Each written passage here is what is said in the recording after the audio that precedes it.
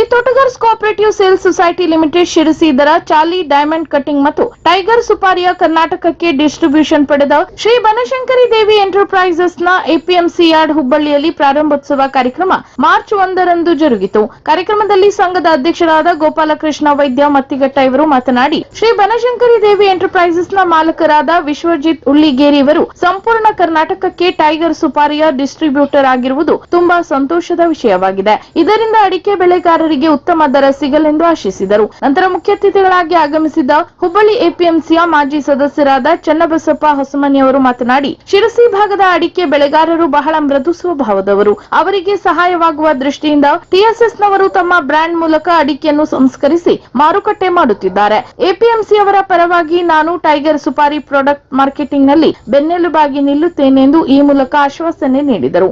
ಈ ವೇಳೆ ಸಂಘದ ಆಡಳಿತ ಮಂಡಳಿ ಸದಸ್ಯರಾದ ಪ್ರಶಾಂತ್ ಜಿ, ಅಡಿಕೆ ವಿತರಕರಾದ ಶ್ರೀನಿವಾಸ್ ಅರಸಿದ್ದಿ ಸೇರಿದಂತೆ ಸಂಘದ ಸಿಬ್ಬಂದಿಗಳು ಉಪಸ್ಥಿತರಿದ್ದರು.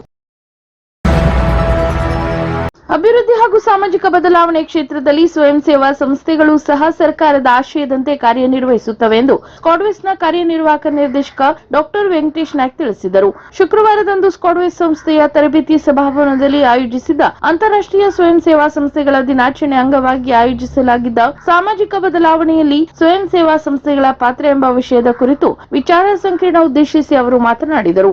ಇನ್ನು ಯಾವುದೇ ಯೋಜನೆಗಳು ಯಶಸ್ವಿಯಾಗಿ ಅನುಷ್ಠಾನಗೊಳ್ಳಬೇಕು ಎಂಬ ಆಶಯವಿದ್ದಲ್ಲಿ ಸ್ವಯಂ ಸೇವಾ ಸಂಸ್ಥೆಗಳು ಸಹಾಯ ಪಡೆಯುವುದು ಅನಿವಾರ್ಯವಾಗುತ್ತದೆ. ಸ್ವಯಂ ಸೇವಾ ಸಂಸ್ಥೆಗಳು ಕೇವಲ ಕಾರ್ಯಕ್ರಮ ರೂಪಿಸುವ ಸಂಸ್ಥೆಗಳಾಗಿರದೆ ಸಾಮಾಜಿಕ ಬದಲಾವಣೆಯ ಭಾಗವಾಗಿರುವುದರಿಂದ ದೂರದೃಷ್ಟಿಯ ಗರಿಗಳನ್ನು ಹೊಂದಬೇಕಾದ ಅವಶ್ಯಕತೆ ಇದೆ ಎಂದರು.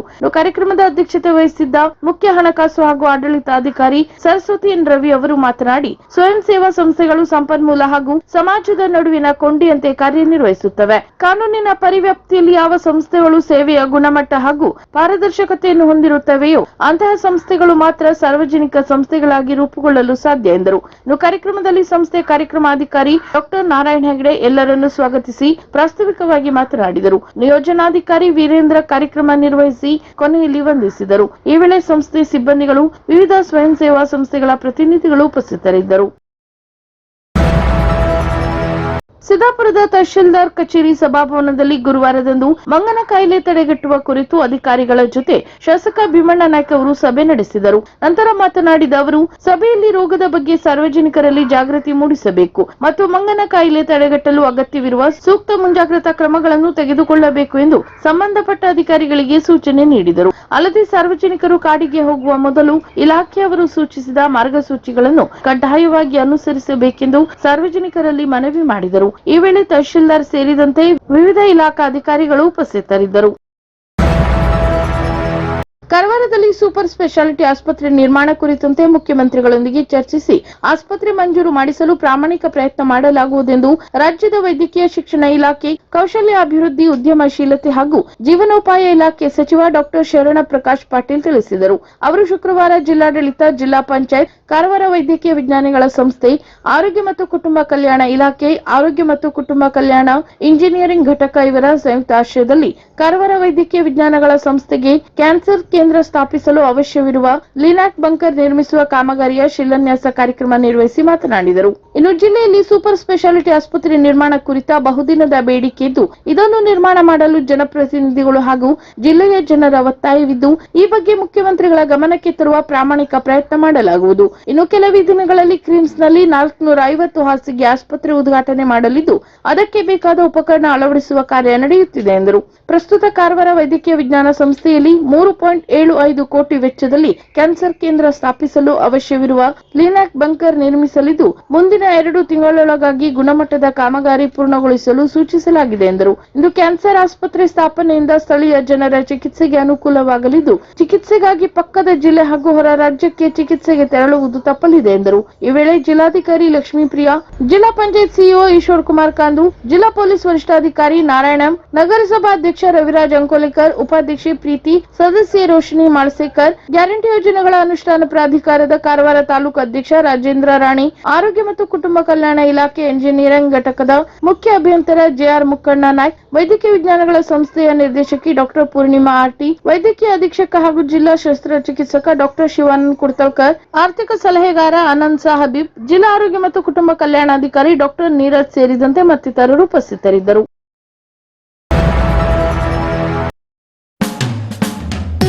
ತೋಟಗಾರಿಕಾ ಇಲಾಖೆ, ಕೃಷಿ ಇಲಾಖೆ ಹಾಗೂ ಕೃಷಿ ಸಂಬಂಧಿತ ಇಲಾಖೆಗಳು, ಜಿಲ್ಲಾ ಪಂಚಾಯತ್ ಉತ್ತರ ಕನ್ನಡ ಇವರ ಸಂಯುಕ್ತ ಆಶ್ರಯದಲ್ಲಿ ಫಲ ಪುಷ್ಪ ಪ್ರದರ್ಶನ ಮತ್ತು ಸಾವಯವ ಸಿರಿಧಾನ್ಯ ಹಬ್ಬ ಕಾರ್ಯಕ್ರಮ ಮಾರ್ಚ್ 1, 2 ಮತ್ತು 3ರಂದು ಸ್ಥಳ ತೋಟಗಾರಿಕಾ ಉಪನಿರ್ದೇಶಕರ ಕಚೇರಿ ಆವರಣ, ಶಿರಸಿ. ಕಾರ್ಯಕ್ರಮದ ಉದ್ಘಾಟಕರಾಗಿ ಮಾನ್ಯ ಮೀನುಗಾರಿಕೆ ಮತ್ತು ಬಂದರು ಒಳನಾಡು ಜಲಸಾರಿಗೆ ಸಚಿವರಾದ ಶ್ರೀ ಮಂಕಾಳು ಎಸ್ ವೈದ್ಯ ನೆರವೇರಿಸಲಿದ್ದು, ಕಾರ್ಯಕ್ರಮದ ಘನ ಉಪಸ್ಥಿತಿಯನ್ನು ವಿಧಾನ ಪರಿಷತ್ ಸದಸ್ಯರಾದ ಬಸವರಾಜ ಹೊರಟ್ಟಿ ವಹಿಸಲಿದ್ದಾರೆ. ಅಂತೆಯೇ ಗೌರವ ಉಪಸ್ಥಿತಿಯನ್ನು ಕರ್ನಾಟಕ ಸರ್ಕಾರದ ಆಡಳಿತ ಸುಧಾರಣಾ ಸಮಿತಿ ಅಧ್ಯಕ್ಷರು ಹಾಗೂ ಹಳಿಯಲಜೇಡ ವಿಧಾನಸಭಾ ಕ್ಷೇತ್ರದ ಶಾಸಕರಾದ ಆರ್.ವಿ. ದೇಶಪಾಂಡೆ ಮತ್ತು ಕರ್ನಾಟಕ ರಾಜ್ಯ ಮಾರ್ಕೆಟಿಂಗ್ ಕನ್ಸಲ್ಟೆಂಟ್ ಮತ್ತು ಏಜೆನ್ಸೀಸ್ನ ಅಧ್ಯಕ್ಷರು ಹಾಗೂ ಕಾರವಾರ ಅಂಕೋಲ ವಿಧಾನಸಭಾ ಕ್ಷೇತ್ರದ ಶಾಸಕರಾದ ಸತೀಶ್ ಕೃಷ್ಣ ಸೈಲ್ ವಹಿಸಲಿದ್ದಾರೆ. ಅಂತೆಯೇ ಕಾರ್ಯಕ್ರಮದ ಅಧ್ಯಕ್ಷತೆಯನ್ನು ಶಿರಸಿ ಸಿದ್ದಾಪುರ ಕ್ಷೇತ್ರದ ಶಾಸಕರಾದ ಶ್ರೀ ಭೀಮಣ್ಣ ನಾಯ್ಕ್ ವಹಿಸುವರು. ಅಂತೆಯೇ ಮುಖ್ಯ ಅತಿಥಿಗಳಾಗಿ ಸಂಸದ ವಿಶ್ವೇಶ್ವರ ಹೆಗಡೆ ಕಾಗೇರಿ, ಶಾಸಕರುಗಳಾದ ಶಿವರಾಮ್ ಹೆಬ್ಬಾರ್, ದಿನಕರ್ ಶೆಟ್ಟಿ, ವಿಧಾನ ಪರಿಷತ್ ಸದಸ್ಯರುಗಳಾದ ಎಸ್.ವಿ. ಸಂಕನೂರು, ಶಾಂತಾರಾಮ್ ಸಿದ್ದಿ, ಗಣಪತಿ ಉಳುವೆಕರ್, ಶಿರಸಿ ನಗರಸಭಾ ಅಧ್ಯಕ್ಷೆ ಶ್ರೀಮತಿ ಶರ್ಮಿಳಾ ಮಾದನ್ಗೆರೆ ಸೇರಿದಂತೆ ಇನ್ನಿತರ ಗಣ್ಯರು ಆಗಮಿಸಲಿದ್ದಾರೆ. ಅಂತೆಯೇ ವಿಶೇಷ ಆಹ್ವಾನಿತರಾಗಿ ಶಿರಸಿ ಉಪವಿಭಾಗದ ಉಪವಿಭಾಗಾಧಿಕಾರಿ ಕಾವ್ಯ ರಾಣಿ ಕೆ, ಶಿರಸಿ ಪೊಲೀಸ್ ಉಪಾಧೀಕ್ಷಕರಾದ ಗಣೇಶ್ ಕೆಎಲ್, ಶಿರಸಿ ತಹಶೀಲ್ದಾರ್ ಶ್ರೀಧರ ಮುಂದಲ್ಮನಿ, ಶಿರಸಿ ನಗರಸಭಾ ಪೌರಾಯುಕ್ತರಾದ ಎಚ್ ಕಾಂತರಾಜು, ಶಿರಸಿ ತೋಟಗಾರಿಕಾ ಮಹಾವಿದ್ಯಾಲಯದ dean doctor Chandrashekhar N Hanchinamani, Sirsi ಅರಣ್ಯ ಮಹಾವಿದ್ಯಾಲಯದ ಡೀನ್ ಡಾಕ್ಟರ್ ವಾಸುದೇವ್ ಹಾಗೂ ಶಿರಸಿ ಕೃಷಿ ವಿಜ್ಞಾನ ಕೇಂದ್ರದ ಮುಖ್ಯಸ್ಥರಾದ ಡಾಕ್ಟರ್ ರೂಪಾ ಪಾಟೀಲ್ ಉಪಸ್ಥಿತರಿರುವರು. ಫಲಪುಷ್ಪ ಪ್ರದರ್ಶನದ ವಿಶೇಷ ಆಕರ್ಷಣೆಗಳು, ವಿವಿಧ ಪುಷ್ಪಗಳಿಂದ ತಯಾರಿಸಿದ ಕಲಾಕೃತಿಗಳು, ಸಿರಿಧಾನ್ಯಗಳಿಂದ ರಚಿಸಿದ ಚೆಸ್ ಪಾರ್ಕ್, ಪದ್ಮಶ್ರೀ ಪುರಸ್ಕೃತ ಶ್ರೀಮತಿ ತುಳಸಿಗೌಡ ಅವರ ಮತ್ತು ಕುಂಭಮೇಳವನ್ನು ಬಿಂಬಿಸುವ ರಂಗೋಲಿ, ಪುಷ್ಪ ರಂಗೋಲಿ ಸ್ಪರ್ಧೆ ಹಾಗೂ ತೋಟದ ಬೆಳೆಗಳು ಮತ್ತು ಸಾಂಬಾರು ಬೆಳೆಗಳ ಉತ್ಪನ್ನಗಳಿಂದ ರಂಗೋಲಿ ಸ್ಪರ್ಧೆ, ಬಾಳೆ ಬೆಳೆಯಿಂದ ತಯಾರಿಸಿದ ಖಾದ್ಯಗಳ ಸ್ಪರ್ಧೆ, ನಮ್ಮ ಸಸಿ ನಿಮ್ಮ ಮನೆ ಅಂಗಳದಲ್ಲಿ ಎನ್ನುವ ಪರಿಕಲ್ಪನೆಯಡಿ ಸಸ್ಯ ಸಾಮಗ್ರಿಗಳ ಮಾರಾಟ, ತೋಟಗಾರಿಕಾ ಬೆಳೆಗಳ ಮೌಲ್ಯವರ್ಧಿತ ಉತ್ಪನ್ನಗಳ ಮಳಿಗೆಗಳು, ತೋಟಗಾರಿಕಾ ಬೆಳೆಗಳ ಸ್ಥಳೀಯ ತಳಿ ಮತ್ತು ವಿಶೇಷ ತಳಿಗಳ ಪ್ರದರ್ಶಿಕೆಗಳು, ವಿವಿಧ ಮಾದರಿಗಳ ಹೂವಿನ ಜೋಡಣೆ ಸ್ಪರ್ಧೆ, ವಿವಿಧ ವಿನ್ಯಾಸಗಳಲ್ಲಿ ಹೂಕುಂಡಗಳ ಜೋಡಣೆ ಮತ್ತು ವಿವಿಧ ಕಲಾಕೃತಿಗಳ ತರಕಾರಿ ಕೆತ್ತನೆ, ಮನೋರಂಜನಾತ್ಮಕ ಸೆಲ್ಫಿ ಫೋಟೋ ಪಾಯಿಂಟ್ಗಳು, ಕೃಷಿ ಸಂಬಂಧಿತ ಇಲಾಖೆಗಳ ವಸ್ತು ಪ್ರದರ್ಶನ ಮತ್ತು ಕೃಷಿ ಪರಿಕರಗಳು ಹಾಗೂ ಯಂತ್ರೋಪಕರಣದ ಮಳಿಗೆಗಳು.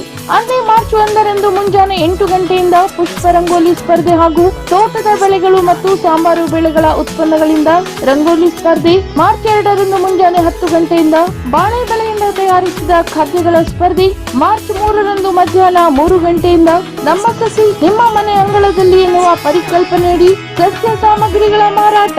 ಎಲ್ಲಾ ಕಾರ್ಯಕ್ರಮಗಳಿಗೂ ತಮ್ಮೆಲ್ಲರಿಗೂ ಆದರದಿಂದ ಸ್ವಾಗತಿಸುವವರು ಜಿಲ್ಲಾಧಿಕಾರಿಗಳಾದ ಕೆ. ಲಕ್ಷ್ಮೀಪ್ರಿಯಾ, ಜಿಲ್ಲಾ ಪಂಚಾಯತ್ನ ಮುಖ್ಯ ಕಾರ್ಯನಿರ್ವಹಣಾಧಿಕಾರಿಗಳಾದ ಈಶ್ವರ್ ಕುಮಾರ್ ಕಾಂದು, ಉತ್ತರ ಕನ್ನಡ ಜಿಲ್ಲಾ ಪೊಲೀಸ್ ಅಧೀಕ್ಷಕ ಶ್ರೀ ಎಂ. ನಾರಾಯಣ್, ಬೆಳಗಾವಿ ತೋಟಗಾರಿಕಾ ಜಂಟಿ ನಿರ್ದೇಶಕರಾದ ಸೋಮಶೇಖರ ಹುಲ್ಲಳ್ಳಿ, ಕಾರವಾರದ ಕೃಷಿ ಜಂಟಿ ನಿರ್ದೇಶಕರಾದ ಶಿವಪ್ರಸಾದ್ ಗಾಂವ್ಕರ್, ಶಿರಸಿ ತೋಟಗಾರಿಕಾ ಉಪನಿರ್ದೇಶಕರಾದ ಬಿಪಿ ಸತೀಶ್ ಹೆಗಡೆ, ಶಿರಸಿ ಕೃಷಿ ಉಪನಿರ್ದೇಶಕರಾದ ಟಿ.ಎಚ್. ನಟರಾಜ್, ಶಿರಸಿಯ ಹಿರಿಯ ಸಹಾಯಕ ತೋಟಗಾರಿಕಾ ನಿರ್ದೇಶಕರು ಮತ್ತು ತಾಲೂಕು ಪಂಚಾಯತ್ ಕಾರ್ಯನಿರ್ವಹಣಾಧಿಕಾರಿಗಳಾದ ಸತೀಶ್ ಹೆಗಡೆ ಹಾಗೂ ಶಿರಸಿ ಕೃಷಿ ಸಹಾಯಕ ನಿರ್ದೇಶಕರಾದ ಮಧುಕರ್ ನಾಯ್ಕ್.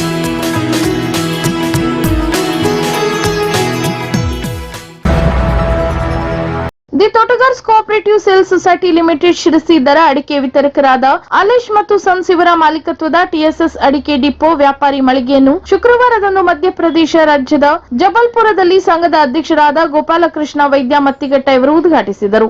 ಈ ವೇಳೆ ಮಾತನಾಡಿದ ಅವರು, ಈ ಅಡಿಕೆ ಡಿಪೋದಿಂದ ಟಿಎಸ್ಎಸ್ ಸಂಸ್ಥೆ ಅಡಿಕೆ ವಹಿವಾಟು ಮಧ್ಯಪ್ರದೇಶದ ಭಾಗದಲ್ಲಿ ವಿಸ್ತರಣೆಯಾಗಿ ನಮ್ಮ ಸ್ಥಳೀಯ ಅಡಿಕೆಗೆ ಇನ್ನೂ ಹೆಚ್ಚಿನ ಬೇಡಿಕೆ ಬರುವಂತಾಗಲಿ ಎಂದು ಆಶಿಸಿದರು. ಹಾಗೂ ಅಡಿಕೆ ಡಿಪೋವನ್ನು ತೆರೆದಿದ್ದಕ್ಕೆ ಅಲೇಶ್ ಅಂಡ್ ಸನ್ಸ್ ಇದರ ಮಾಲಕರು ನಿರ್ದೇಶಕರುಗಳಾದ ಅಶೋಕ್ ರೋಹ್ರಾ ಹಾಗೂ ಅಲೇಶ್ ರೋಹ್ರಾ, ಶ್ರೀಮತಿ ಮೆಹಕ್ ಅಲೇಶ್ ರೋಹ್ರಾ ಇವರಿಗೆ ಅಭಿನಂದನೆಗಳನ್ನು ತಿಳಿಸಿದರು. ಇನ್ನು ಈ ವೇಳೆ ಮಾತನಾಡಿದ ಸಂಘದ ಪರಿಣಿತ ನಿರ್ದೇಶಕರಾದ ನರಸಿಂಹ ಜಿ ಹೆಗಡೆ ಅವರು, ಇಂತಹ ಅಡಿಕೆ ಡಿಪೋಗಳಿಂದಾಗಿ ಈ ಪ್ರದೇಶದಲ್ಲಿ ಅಡಿಕೆ ಮಾರಾಟದಲ್ಲಿ ದೀರ್ಘಾವಧಿಯಲ್ಲಿ ಹೆಚ್ಚಳವನ್ನು ಕಾಣಬಹುದು ಎಂದರು. ಹಾಗೂ ಸಂಘವು ದೇಶದ ಪ್ರಮುಖ ವ್ಯಾಪಾರಿ ಸ್ಥಳಗಳಲ್ಲಿ ಇಂತಹ ಅಡಿಕೆ ಡಿಪೋಗಳನ್ನು ಸ್ಥಾಪಿಸುವ ಸಾಧ್ಯತೆಗಳ ಅಧ್ಯಯನವನ್ನು ನಡೆಸುತ್ತಿದೆ ಎಂದರು. ಇನ್ನು ಉದ್ಘಾಟನಾ ಕಾರ್ಯಕ್ರಮದಲ್ಲಿ ಸಂಘದ ಅಡಿಕೆ ವ್ಯಾಪಾರಿ ವಿಭಾಗದ ಮುಖ್ಯಸ್ಥರಾದ ರಾಮಚಂದ್ರ ಭಟ್ ಹಾಗೂ ಅಲ್ಲಿನ ಸ್ಥಳೀಯ ಉದ್ಯಮಿಗಳು, ವ್ಯಾಪಾರಸ್ಥರು ಹಾಜರಿದ್ದರು. ಇನ್ನು ಕಳೆದ 2024ರ ಫೆಬ್ರವರಿ 15ರಂದು ಗುಜರಾತಿನ ರಾಜ್ಕೋಟ್ನಲ್ಲಿ ಸಂಘದ ಅಡಿಕೆ ವಹಿವಾಟಿನ ವಿಸ್ತರಣೆಯ ಸಲುವಾಗಿ ಮೊದಲನೇ ಡಿಪೋವನ್ನು ಆರಂಭಿಸಿದ್ದನ್ನು ಇಲ್ಲಿ ಸ್ಮರಿಸಬಹುದಾಗಿದೆ.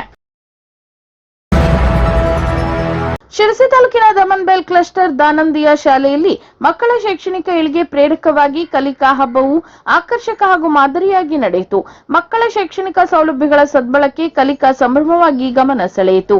ಡೊಳ್ಳು ಕುಣಿತ, ಗೊಂಬೆಗಳ ಮೆರವಣಿಗೆ, ಯಕ್ಷ ವೇಷಧಾರಿಗಳು, ಮಕ್ಕಳ ಆಕರ್ಷಕ ಪಥಸಂಚಲನದ ಮೂಲಕ ಪ್ರಾರಂಭಗೊಂಡಿತು. ಇನ್ನು ಕಲಿಕಾ ಹಬ್ಬದಲ್ಲಿ ಪಾಲ್ಗೊಂಡ ಶಿರಸಿ ಶೈಕ್ಷಣಿಕ ಜಿಲ್ಲೆಯ ಡಿಡಿಪಿಐ ಪಿ ಬಸವರಾಜ್ ಮಾತನಾಡಿ, ಮಕ್ಕಳಿಗೆ ಮನರಂಜನೆ ಜೊತೆಗೆ ಶೈಕ್ಷಣಿಕ ತಿಳುವಳಿಕೆ ಬೆಳೆಸುವ ಹಬ್ಬವಾಗಿದೆ. ಶಾಲೆಗಳ ಗುಣಮಟ್ಟದ ಶಿಕ್ಷಣದ ಜೊತೆಗೆ ಮೂಲ ಸೌಲಭ್ಯಗಳು ಹಾಗೂ ಸಮುದಾಯಗಳು ಕಾಳಜಿ ಹೆಚ್ಚಿಸುವುದು ಇದರ ಆಶಯವಾಗಿದೆ ಎಂದರು. ಇನ್ನು ಅತಿಥಿಗಳಾಗಿ ಭಾಗವಹಿಸಿದ್ದ ಜೀವಜಲ ಕಾರ್ಯಪಡೆ ಅಧ್ಯಕ್ಷ ಶ್ರೀನಿವಾಸ್ ಹೆಬ್ಬಾರ್ ಮಾತನಾಡಿ, ಮಕ್ಕಳ ಸಂಭ್ರಮ ಶೈಕ್ಷಣಿಕವಾಗಿ ಇಮ್ಮಡಿಯಾಗುವುದು ಇಂತಹ ಹಬ್ಬಗಳ ವಿಶೇಷವಾಗಿದೆ. ಗ್ರಾಮೀಣ ಭಾಗದ ಇಂತಹ ಅಚ್ಚುಕಟ್ಟಾದ ಶಾಲೆಗಳು ಮಾದರಿಯೂ ಆಗಿದೆ ಎಂದರು.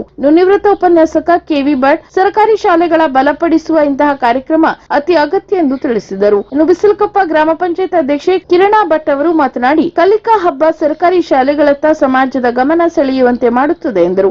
ಎಸ್ಡಿಎಂಸಿ ಅಧ್ಯಕ್ಷ ಮಲ್ಲೇಶಪ್ಪ ಗೊರವರ್ ಕಾರ್ಯಕ್ರಮದ ಅಧ್ಯಕ್ಷತೆ ವಹಿಸಿದ್ದರು. ವೇದಿಕೆಯಲ್ಲಿ ಬಿಸಿಲಕೊಪ್ಪ ಗ್ರಾಮ ಪಂಚಾಯತ್ ಸದಸ್ಯರು, ಶಿಕ್ಷಣ ಇಲಾಖೆ ಅಧಿಕಾರಿಗಳು, ಶಾಲಾಭಿವೃದ್ಧಿ ಸಮಿತಿ ಸದಸ್ಯರು ಸೇರಿದಂತೆ ಪಾಲಕರು ಉಪಸ್ಥಿತರಿದ್ದರು. ಸಭಾ ಕಾರ್ಯಕ್ರಮದ ನಂತರ 7 ಹಂತಗಳ ಕಲಿಕಾ ಹಬ್ಬದ ಸ್ಪರ್ಧೆಗಳನ್ನು ಅಚ್ಚುಕಟ್ಟಾಗಿ ನಡೆಸಲಾಯಿತು. ಕ್ಲಸ್ಟರ್ನ 11 ಶಾಲೆಯ 110 ವಿದ್ಯಾರ್ಥಿಗಳು ಕಲಿಕಾ ಹಬ್ಬದ 7 ಕಲಿಕಾ ಕಾರ್ನರ್ಗಳಲ್ಲಿ ಸಂತೋಷವಾಗಿ ಭಾಗವಹಿಸಿದ್ದರು. ಇನ್ನು ಕಲಿಕಾ ಹಬ್ಬದ ಹಾಡಿಗೆ ಮಕ್ಕಳು, ಪಾಲಕರು, ಶಿಕ್ಷಕರು ಸಂತೋಷದಿಂದ ಹೆಜ್ಜೆ ಹಾಕಿದ್ದು ವಿಶೇಷವಾಗಿತ್ತು. ಇನ್ನು ಸಭಾ ಕಾರ್ಯಕ್ರಮದಲ್ಲಿ ದಮನ್ಬೆಲ್ ಕ್ಲಸ್ಟರ್ನ ಸಿಆರ್ಪಿ ಶ್ರೀ ಎಂಎಸ್ ನಾಯ್ಕ್ ಪ್ರಾಸ್ತಾವಿಕವಾಗಿ ಮಾತನಾಡಿದರು. ಶಿರಸಿ ತಾಲೂಕಿನ ಐತಿಹಾಸಿಕ ಪ್ರಸಿದ್ಧ ಗುಡ್ಡಾಪುರದ ಶ್ರೀ ಬಂಗಾರೇಶ್ವರ ದೇವರ ಸನ್ನಿಧಾನದಲ್ಲಿ ಮಹಾಶಿವರಾತ್ರಿ ಕಾರ್ಯಕ್ರಮದ ಪ್ರಯುಕ್ತ ಶಿವಲಿಂಗಕ್ಕೆ ಜಲಾಭಿಷೇಕ ಮಾಡಲು ಜಿಲ್ಲೆಯ ಮೂಲೆ ಮೂಲೆಗಳಿಂದ ಭಕ್ತರು ಬೆಳಿಗ್ಗೆ 5 ಗಂಟೆಯಿಂದಲೇ ಸರದಿ ಸಾಲಿನಲ್ಲಿ ನಿಂತು ದೇವರಿಗೆ ವಿಶೇಷ ಪೂಜೆ ಸಲ್ಲಿಸಿ ಪುನೀತರಾದರು. ಅಂತೆ ಸಿದ್ದಾಪುರ ತಾಲೂಕಿನ ಹಿರೇಕೆರೆನಲ್ಲಿರುವ ರಾಮೇಶ್ವರ ದೇವಸ್ಥಾನದಲ್ಲಿ ಶಿವರಾತ್ರಿ ಮಹೋತ್ಸವವು ಸಂಭ್ರಮದಿಂದ ನಡೆಯಿತು. ಬುಧವಾರ ಮುಂಜಾನೆಯಿಂದಲೇ ರಾಮೇಶ್ವರ ದೇವರಿಗೆ ಏಕಾದಶ ರುದ್ರಾಭಿಷೇಕ, ಪಂಚಾಮೃತ ಅಭಿಷೇಕ ಸೇರಿದಂತೆ ವಿವಿಧ ಧಾರ್ಮಿಕ ಕಾರ್ಯಕ್ರಮಗಳು ಜರುಗಿದವು. ನೂರಾರು ಭಕ್ತರು ದೇವಸ್ಥಾನಕ್ಕೆ ಆಗಮಿಸಿ ವಿಶೇಷ ಪೂಜೆ ಸಲ್ಲಿಸಿ ಪುನೀತರಾದರು.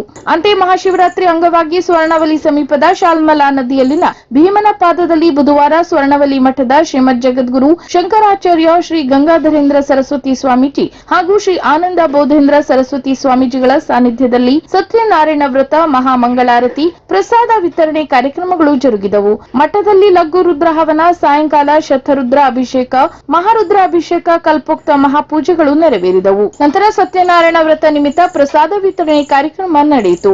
ಅಂತೆ ಇತಿಹಾಸ ಪ್ರಸಿದ್ಧ ಕ್ಷೇತ್ರ ಶಿವತಾಣ ಬನವಾಸಿಯ ಶ್ರೀ ಮಧುಕೇಶ್ವರ ದೇವಸ್ಥಾನದಲ್ಲಿ ಶಿವರಾತ್ರಿ ವಿಶೇಷ ಸಂಭ್ರಮದಿಂದ ನೆರವೇರಿತು.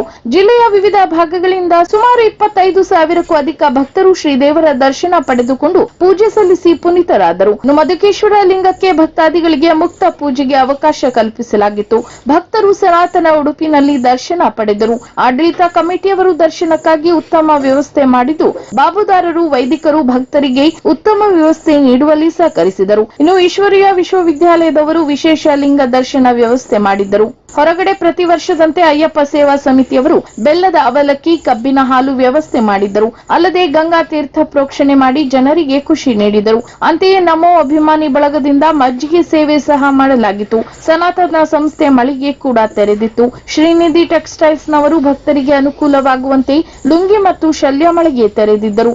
ದೇವಸ್ಥಾನ ಆಡಳಿತಾಧಿಕಾರಿಗಳಾದ ಶಿರಸಿ ಗ್ರೇಡ್ 2 ತಹಶೀಲ್ದಾರ್ ರಮೇಶ್ ಹೆಗಡೆ ಸ್ವತಃ ವ್ಯವಸ್ಥೆ ನೀಡುವಲ್ಲಿ ಯಶಸ್ವಿಯಾದರು. ಅಲ್ಲದೆ ಭಕ್ತರು ಭಜನೆ ಕೂಡ ನೆರವೇರಿಸಿದರು. ರಥಬೀದಿ ಉದ್ದಕ್ಕೂ ವಾಹನ ಸಾಲು ನಿಂತಿದ್ದು ಹೆಚ್ಚಿನ ಜನ ಸೇರಿದ್ದಕ್ಕೆ ಸಾಕ್ಷಿಯಾಯಿತು.